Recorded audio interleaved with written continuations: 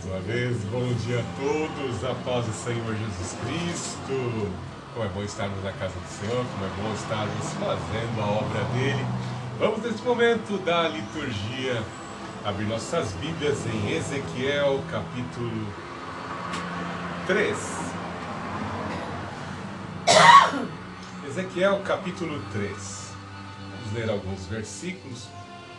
No que for possível, dentro do tempo, vamos estar comentando e aplicando este texto às nossas vidas. Ezequiel capítulo 3. Em seguida ele me disse: Filho do homem, come o que achares, come este rolo, e vai e fala à casa de Israel. Então abri a boca e ele me deu o rolo para comer. E disse: Filho do homem, come e enche o estômago com este rolo que te dou.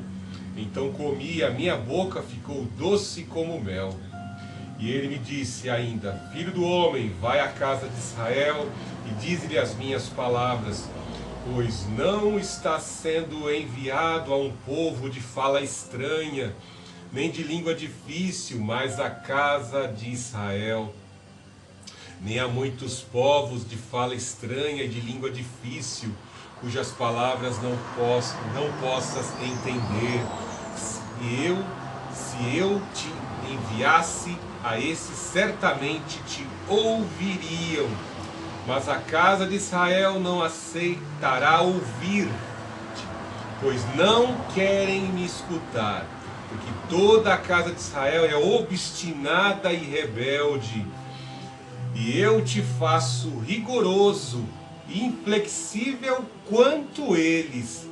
Faço a tua testa como diamante, mais dura do que a pederneira. Não os temas, nem te assustes com a presença deles, embora sejam casa rebelde. Disse-me mais: Filho do homem, guarda no coração todas as palavras que eu te disser, ouve-as atentamente. Deus Altíssimo, Deus de amor, Deus de poder, te louvamos por esta palavra. O Senhor vem de encontro às nossas vidas, seja qual for a situação, e nos traz, Pai Santo, palavra de salvação, palavra de exortação. Tua vinda é próxima, Senhor Jesus Cristo, e nós temos que estar preparados. Senhor Jesus Cristo, pelo poder do Teu Espírito Santo, tira toda a dureza do nosso coração, nos torna flexíveis, nos faça, Pai Santo, nesse momento observarmos o nosso pecado, meu Deus, sentirmos a nossa miséria, Pai Santo, a nossa inclinação ao mal, e em nome do Senhor Jesus Cristo, reverta esse juízo para com as nossas vidas e apluma o nosso viver para termos direito à entrada no reino dos céus.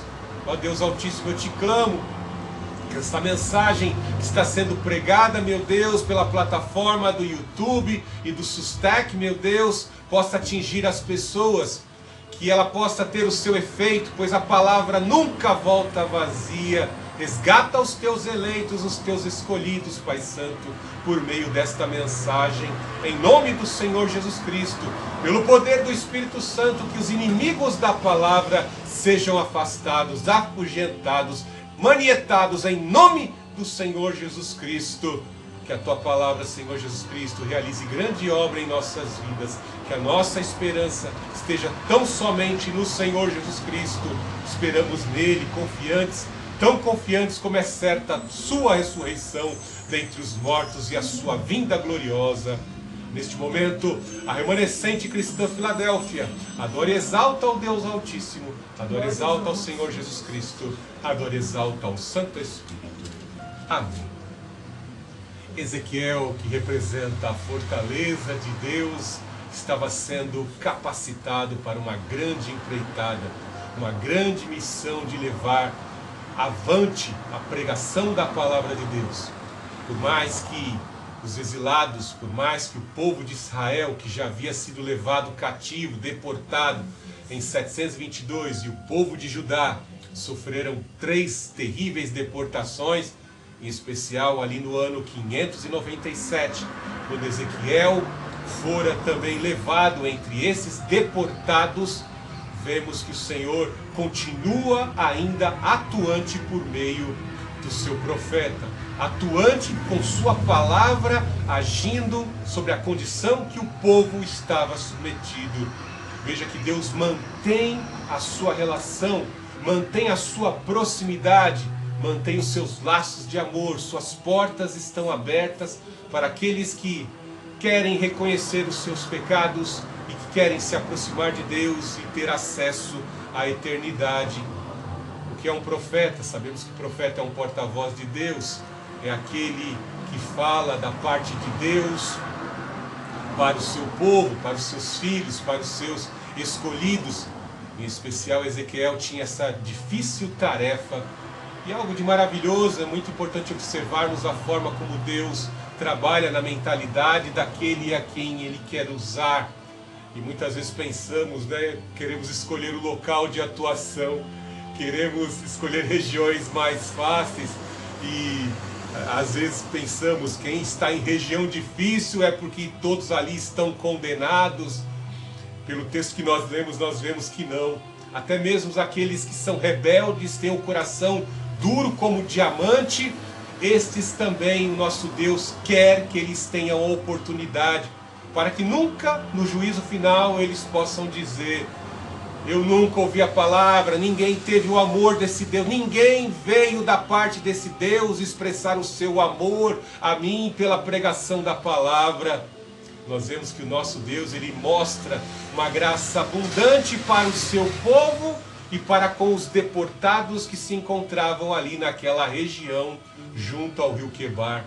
Sabemos que, como eu disse, 3 incursões de Babilônia ocorreram, e uma das políticas que eles mais adotavam naquela época, e até, entre aspas, um certo período da história, eles aprisionavam e deportavam, submetiam os povos assim dominados em outras regiões diversas, para que houvesse uma miscigenação de culturas, culturas pagãs, culturas ocultistas e esotéricas pudessem se mesclar, em especial ao povo de Deus, para que eles perdessem a sua identidade nacional, para que a sua espiritualidade, a sua fé fossem dissolvidas.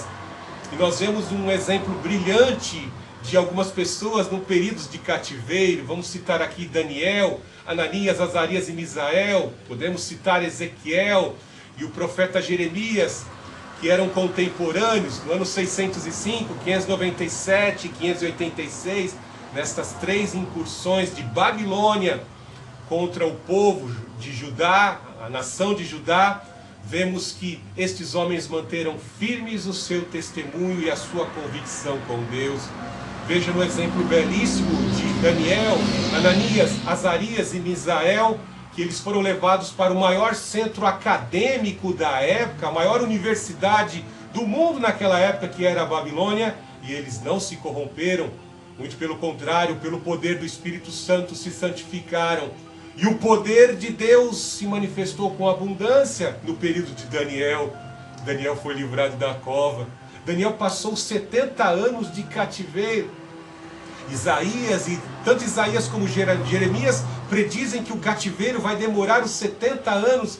E durante 70 anos Daniel permaneceu vivo para testificar os grandes eventos que Deus, de forma sobrenatural, atuou em Babilônia, e até derrotando os deuses que ali eram cultuados. Os magos foram envergonhados pela sabedoria onipotente, pela onisciência do Deus Altíssimo. De cova dos leões, Daniel foi livrado. Os leões fizeram um jejum quando ele caiu ali naquela armadilha, naquela emboscada que armaram contra a vida dele.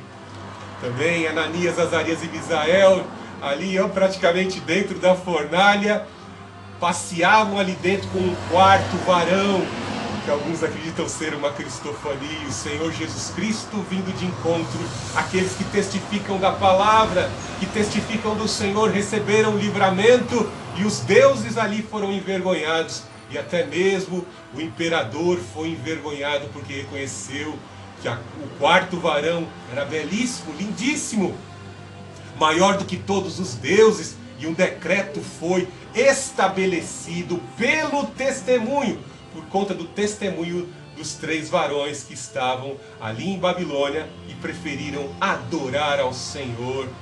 Vemos especificamente no período de Ezequiel algo também maravilhoso, porque muitas vezes pensava-se na mentalidade do povo de Deus: somos o povo de Deus, somos a vitrine do mundo, somos aquele que servimos, somos aqueles aqui que servimos um Deus, e que todos os povos pagãos, com sua diversidade de Deus, têm que reconhecer que o Deus de Israel é o maior de todos.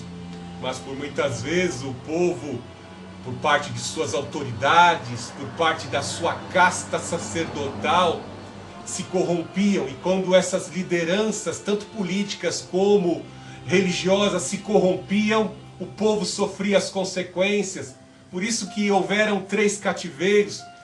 Se você quiser compreender mais acerca dessa derrocada, da decadência do sistema sacerdotal, leia Ezequiel capítulo 8 e você vai ver que a elite dos sacerdotes deixaram de adorar ao Senhor e preferiram adorar os deuses de Babilônia.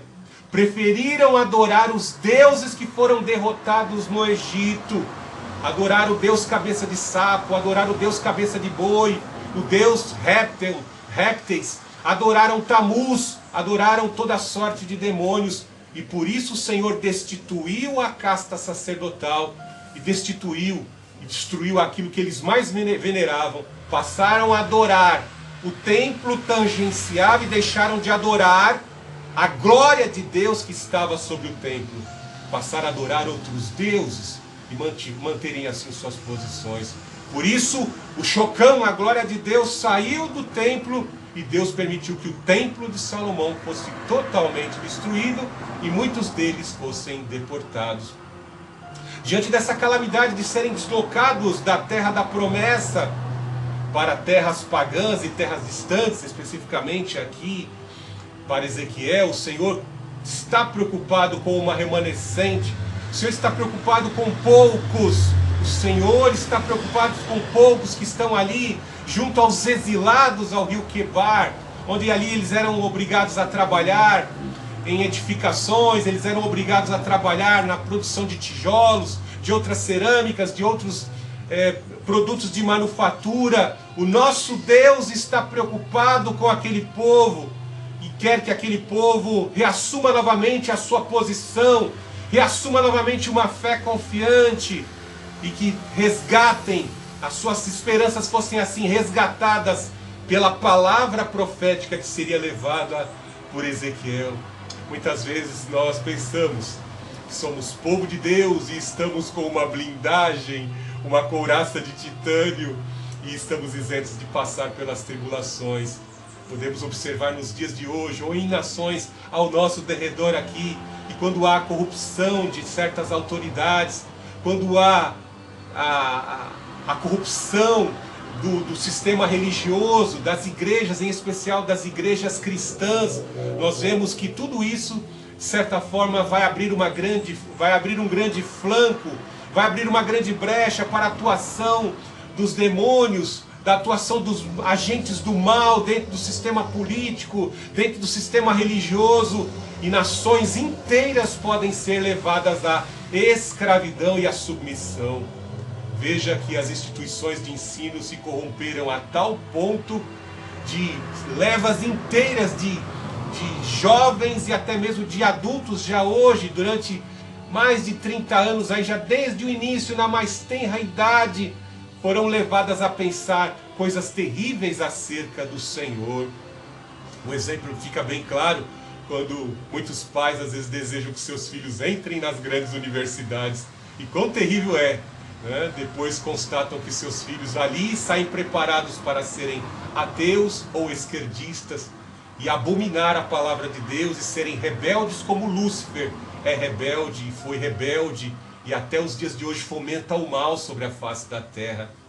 O mundo está corrompido, o mundo jaz do maligno, e só nos resta esperarmos na palavra de Deus. E só nos resta o consolo desta palavra que vem de encontro à nossa vida. Veja que Deus está preocupado com aqueles que estão exilados. Veja que Deus está ouvindo o clamor dos escravos. Tiago já afirmou isso. O clamor dos escravos já chegou aos ouvidos do Senhor dos Exércitos. tem o tempo certo de libertar. Mas pastor Fernando, há tanto tempo eu ouço essa palavra, mas parece que as correntes estão ainda a me aprisionar. Não, é que você não entendeu. A sua mente já foi liberta. Você tem a compreensão do Evangelho. Você não dedica mais os seus sentidos e o seu corpo à escravidão do pecado. Você é liberto. Por mais que você esteja submetido a horários de trabalho, a horários dentro da sua empresa, ao atingimento de metas, a sua mente está em santificação. Você tem optado pela santificação. Você é livre para ser santificado. Você não é escravo daquilo, de atitudes e de ações nocivas que destroem o corpo, como muitos que estão ao seu derredor. Você só está aguardando ao soar a voz de arcanjo, ao soar de trombeta. Nós estamos aguardando o dia da redenção eterna, que é a vinda gloriosa, a segunda vinda gloriosa do Senhor Jesus Cristo, nos arrebatar deste mundo. Deus está preocupado com você. Deus está preocupado com você, mesmo que você esteja no exílio. Muitos poderiam pensar, agora que fomos deportados da Terra Santa, saímos lá da nossa região, da Terra Amada, e fomos trazidos para aqui, para essa terra pagã, acabou o projeto de Deus. Não, não acabou o projeto de Deus. Se atentarmos à sua palavra e se nutrirmos esta palavra em nosso coração, pela busca do poder do Espírito Santo, este Espírito Divino vai atuar em nossos corações e ele vai reativar essa esperança em nossos corações e o fervor, e vai nos levar a uma vida penitente, a uma vida santificada que alegra ao Senhor. Veja que é muito importante trabalhar não só na mentalidade daqueles que se encontram no exílio, em cadeias de prisões ou em níveis elevados de agrilhoamento, de aprisionamento, mas também a necessidade de preparar aquele que vai levar a palavra de Deus. Veja a necessidade, Deus sabe como trabalhar, o Santo Onisciente, Ele conhece aquele a quem Ele escolhe os seus vasos em determinadas épocas. Ele preparou e assim escolheu Moisés para ser o grande Redentor, um protótipo do Senhor Jesus Cristo, um tipo humano do Senhor Jesus Cristo. Na época de Noé, ele separa Noé e só tinham 8. Ele ficou 120 anos construindo a arca, e ali construindo aquela grande embarcação que seria o objeto de salvação, mas somente 8 se salvaram. Havia uma necessidade de preparar o Isaías em sua época também, e o leva a uma contemplação, uma projeção espiritual, e ele contempla o trono de glória, as criaturas que ficam ao redor da glória do Altíssimo, serafins com 3 pares de asas, repletos de olhos, a todo instante adorando, declarando que santo, santo, santo, e uma brasa do altar é necessário ser colocada na boca de um profeta.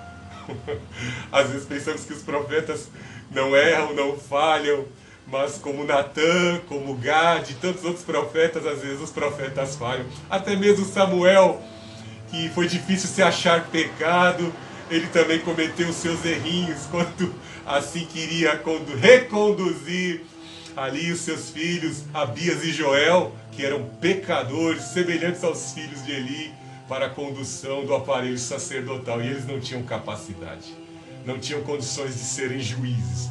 Eram pecadores tão terríveis quanto Ofni e Finéias. Então há a necessidade de trabalhar com visões, com símbolos. Há uma necessidade do Senhor trabalhar a mente do profeta, porque, como eu disse, o profeta é porta-voz de Deus. Ele vai falar da parte de Deus, e é necessário que muitas vezes o profeta sinta em seu corpo, ele sinta com seus sentidos o que Deus sente, parcialmente, porque não temos condição alguma com os nossos sentidos limitados a sentir como Deus onipotente o que Deus sente na sua onisciência, a degradação e a degeneração humana. Nossa mente é muito limitada. Então Deus revela símbolos misteriosos. No capítulo 1, como dizemos na introdução deste culto, ele vê aquela revelação de glória vinda do extremo norte, da mesma direção onde vinham ali as invasões que destruíram tanto Samaria, como destruiriam no ano 586 a cidade de Jerusalém. a capital da Judéia. E ali vem aquele trono de glória. E ali vemos a representação da grande nuvem de glória, a mesma nuvem que protegeu o povo durante 40 anos de peregrinação do deserto, a mesma nuvem de glória que se manifesta no Monte Carmelo, diante dos 3 apóstolos testemunhas, e disse: esse é o meu filho amado em quem eu me alegro. A mesma nuvem de glória que inaugurou o templo de Salomão, aceitou aquela casa de adoração. É a nuvem de glória que vem, ou seja, a nuvem de glória, o Espírito do Altíssimo que envolve o Filho do Altíssimo, que envolve o Altíssimo, vindo do extremo norte. E ali ele vê também rodas repletas de olhos, que se representam a onisciência de Deus, a sua onipotência, onisciência. Os olhos de Deus estão em todos os cantos da terra, nos 4 pontos cardeais, observando a atividade dos homens, a maldade e a injustiça dos homens e também as necessidades dos filhos de Deus e tudo aquilo que os filhos de Deus praticam. Veja os 4 querubins com 2 pares de asas. E também no capítulo 1 mostra que eles tinham na mesma cabeça 4 faces, face de homem, face de leão, de águia e de boi, trazendo uma representatividade simbólica do caráter do Senhor Jesus Cristo, como Filho do homem que em sacrifício vicário morre pelos pecados da humanidade, como boi que serviu ao propósito de Deus, ao projeto de Deus, servindo a Deus e servindo a humanidade, para reconduzi-la à salvação por meio do seu sacrifício. Servo como um boi, a águia, a ave mais poderosa de todas, a mais magnífica, representando o rei que haverá de vir, apontando ali em 1 Tessalonicenses 4, 16, 17, pois o encontro será nos ares, o Senhor virá buscar a sua igreja, os seus santos ressuscitados, no alto, nas nuvens, o encontro será nos ares, nos altos céus, miríades de anjos vão nos conduzir para o encontro com o noivo, o Senhor Jesus Cristo. E o leão, a criatura felina mais forte, mais poderosa, o rei da savana, representando o rei, o Todo-Poderoso e a sua divindade. Existem muitos mistérios ali inseridos nesta revelação. Havia uma necessidade dele receber essa revelação do Deus que ele serve, do seu poder, da sua soberania, do seu cuidado, dos seus atributos, do que ele vai fazer, realizando por meio da redenção do seu Filho, da obra do seu Filho, da sua onipotência, da sua onisciência, da sua onipresença, da sua eternidade, de revelações que foram trazidas aos seus servos no passado, aos pais fundadores da sua nação. Ele ainda mantinha firme aliança. Nosso Deus assim revelou em Gênesis capítulo 15, quando leva Abraão para fora da tenda e o faz ali olhar para os céus e ver no céu extremamente escuro o brilhar das estrelas, e reafirma a promessa e o pacto. Quando Abraão peregrinasse de dia, ele olharia para os grãos de areia e se lembraria que ele haveria de formar uma nação, que haveria de contribuir para esse grande projeto de salvação das nações. E o profeta ele tem que ir para essa região, junto ao rio Quebar, munido agora desta revelação da glória de Deus.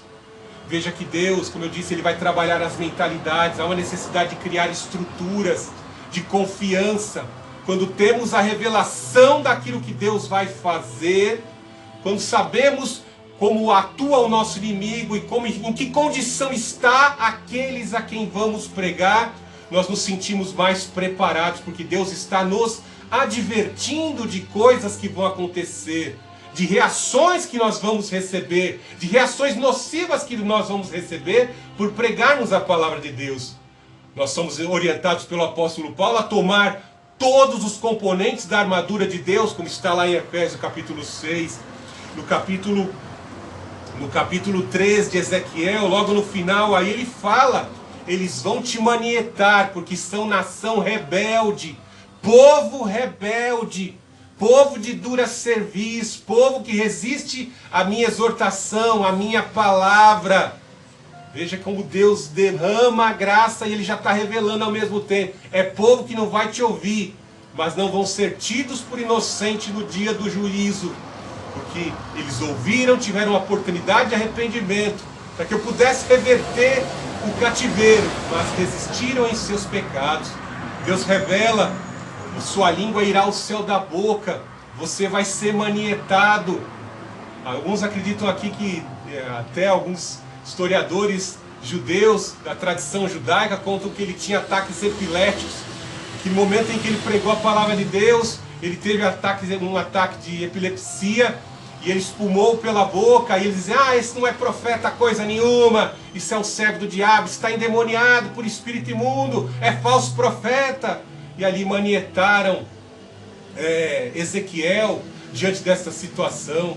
São revelações especulativas, mas que nos mostram muito bem como, em semelhança aos dias de hoje, quando vamos falar da palavra de Deus, o que enfrentamos muitas vezes, quando temos que pregar muitas vezes entre o povo de Deus e às vezes entre aqueles que não conhecem a Deus. Veja que nas redes sociais isso é muito fomentado, né? Vemos que agentes específicos fazem de tudo para ridicularizar a igreja e a pregação da palavra de Deus. Nunca a igreja foi tão perseguida nas redes sociais como hoje estão sendo perseguidas. Veja que existem agentes específicos para atuar ridicularizando a palavra de Deus. Veja que até mesmo entre o povo de Deus existem aqueles que se desprendem, decepcionados com algo que aconteceu dentro da igreja, e eles começam ali a preparar conteúdo para que haja um descrédito total ao poder sobrenatural de Deus. São alguns chamados cessacionistas extremos. Eles dizem que os dons foram cessados, que o poder natural de Deus, o sobrenatural de Deus que ocorria ali na agência de dons, na dispensação de dons, foram cessados, e já que não ocorrem mais como ocorria nos dias de hoje, somente quando interpretam os dons, principalmente dom de línguas diversas, pois esses dons só foram específicos para que os apóstolos pudessem levar o evangelho em dialetos estrangeiros, como Paulo, que falava em variedades de línguas, pois ele levou o evangelho a diversos povos e diversas etnias e dialetos. Então, existe hoje uma série de agentes, uma série de fatores que podem impedir as pessoas de se apropriarem da palavra de Deus em sua totalidade. E isso é revelado aqui, como nós lemos, veja no capítulo 3, verso 4. Ele me disse ainda: filho do homem, vai à casa de Israel e dize as minhas palavras, pois não está sendo enviado a um povo de fala estranha, nem de língua difícil, mas a casa de Israel. Mas aí muitos poderiam dizer: mas pastor Fernando, Israel já não tinha sido destruído no ano 722? Sim, Samaria foi capturada em 722. Note que eles estão aqui em 597, já passaram-se mais de um século, 2 séculos quase, né? E o que nós vemos aqui? Deus dizendo: povo de Israel, existiam muitos deportados, filhos de deportados que sofreram, os bisavós ali desse povo de Israel que estavam junto aos exilados de Quebar, sofreram deportação e não transmitiram o conteúdo da palavra para seus filhos nem para seus netos. Note a graça de Deus. Deus não queria que os filhos de Israel ficassem desprovidos do conhecimento da palavra de Deus. Muitos dos filhos de Israel que estavam ali entre os deportados já haviam se miscigenado com culturas pagãs, espiritualistas. Deus se preocupa com o seu povo e envia o profeta. Veja esse negócio da língua, né? Quando se misturavam os povos, começava a haver uma deterioração da língua. Veja o português clássico, dito por um português lá de Portugal. Veja o português aqui narrado, que é utilizado por nós aqui no Brasil. Veja o português utilizado em Angola ou em Guiné-Bissau. Nós vemos uma variação de língua. E agora imagine com agentes das trevas dentro dos ambientes acadêmicos que foram corrompidos, corrompendo a letra, corrompendo o sentido da letra. utilizando-se de subjetividade, interpretações particulares da letra, da compreensão. Então imagine que os dias de hoje são terríveis. Nós cristãos, nós evangelistas, nós igreja testemunha de Jesus Cristo, nós temos que estar preparados para a batalha cultural. Deus aqui vai revelar para o profeta Ezequiel a mentalidade, a linguagem daquele povo. A mensagem tem que chegar ao encontro desse povo. E o que falta muitas vezes? Às vezes falta o investimento de certas grandes denominações, investir na obra, não só na obra missionária, mas também preparar os cristãos, os evangelistas, para o evangelismo urbano. Pois existem diversas bolhas, existem diversos grupos fechados, eles têm a sua língua, sem contar nos agentes progressistas que estão trazendo aí uma linguagem de gênero completamente corrompida e completamente rebelde à língua portuguesa e à palavra de Deus. Alguns grupos específicos até dentro da igreja já cederam a essas agendas malignas e querem reinterpretar a Bíblia. Veja que nestas novas traduções, em especial que utilizam o texto crítico, partes inteiras ali, partes de versículos são retirados. Se você quer saber se a sua Bíblia é uma Bíblia tradicional, clássica e que contém o texto mais próximo, veja King James, né? Quando o Senhor Jesus Cristo orienta que certas castas de demônios só saem com jejum e oração. Se na sua tradução não tiver jejum, o texto foi retirado. Aí não adianta, né? Às vezes eles colocam em letras bem minúsculas lá no final do rodapé, né? Uma palavra, está faltando, nós não encontramos esse texto, essa palavra, esse termo nos textos, nos manuscritos mais antigos. E é um perigo. A quem interessa ficar retirando partes de texto bíblico? Somente ao diabo, pois sabemos sim que certas castas demoníacas têm um poder limitado, têm um poder um pouco maior do que outras, e que somente com jejum, com oração, com consagração, estas castas poderão ser derrotadas. Mas se retirarmos parte do texto, até mesmo os evangelistas podem ficar desorientados. Veja, língua difícil, como adentrar, como perfurar bolhas de grupos distintos. Veja na própria formação, na base de formação dos evangelistas, dos missionários, como é difícil trabalhar. Precisa-se de mão de obra qualificada, que busque a consagração para agradar a Deus e fazer a obra e atingir o intento. Que uma coisa é bem certa, quando se revela a mentalidade do grupo ao qual você vai levar a pregação da palavra, isso pode desestimular muitas pessoas.